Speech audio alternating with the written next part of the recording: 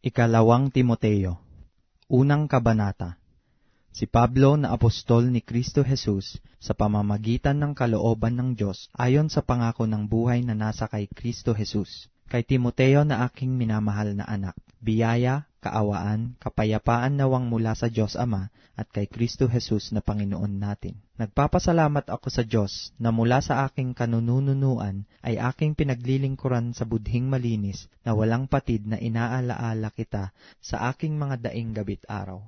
Na kinasasabikan kong makita kita na inaalaala ang iyong mga pagluha upang ako'y mapuspos ng kagalakan. Na inaalaala ko ang pananampalatayang hindi pa kunwari na nasa iyo. Na namalagi muna kay Loida na iyong lelang, kay Eunice na iyong ina, at ako'y naniniwalang lubos na nasa iyo rin naman. Dahil dito ay ipinaaalaala ko sa iyo na paningasin mo ang kaloob ng Diyos na nasa iyo sa pamamagitan ng pagpapatong ng aking mga kamay, sapagkat hindi tayo binigyan ng Diyos ng espiritu ng katakutan, kundi ng kapangyarihan at ng pag-ibig at ng kahusayan. Huwag mo ngang ikahiya ang pagpapatotoo sa ating Panginoon. Ni ako na bilanggo niya, kundi magtiis ka ng mga kahirapan dahil sa Ebanghelyo ayon sa kapangyarihan ng Diyos, na siyang sa atin ay nagligtas at sa atin ay tumawag ng isang banal na pagtawag, hindi ayon sa ating mga gawa, kundi ayon sa kanyang sariling akala at biyaya, na ibinigay sa atin kay Kristo Jesus buhat pa ng mga panahong walang hanggan.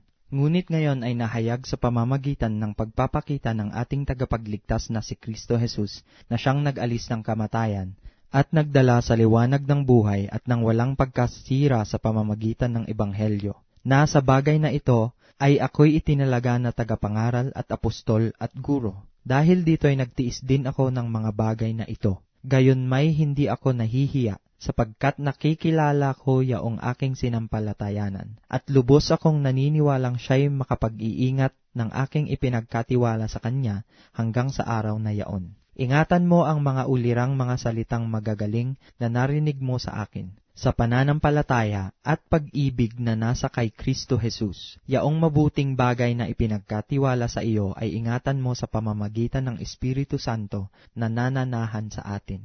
Ito'y nalalaman mo na nagsihiwalay sa akin ang lahat ng nangasa Asya, na sa mga gayaon ay si Figelio at si Hermogenes. Pagkalooban nawa ng Panginoon ng habag ang sangbahayan ni Onesiforo, sapagkat madalas niya akong pinaginhawa, at hindi ikanahiya ang aking tanikala, kundi nang siya'y nasa Roma ay hinanap niya ako ng buong sikap, at ako'y nasumpungan niya. Pagkalooban nawa siya ng Panginoon na masumpungan niya ang kahabagan ng Panginoon sa araw na yaon. At totoong alam mo kung gaano karaming mga bagay ang pinaglingkod niya sa Efeso.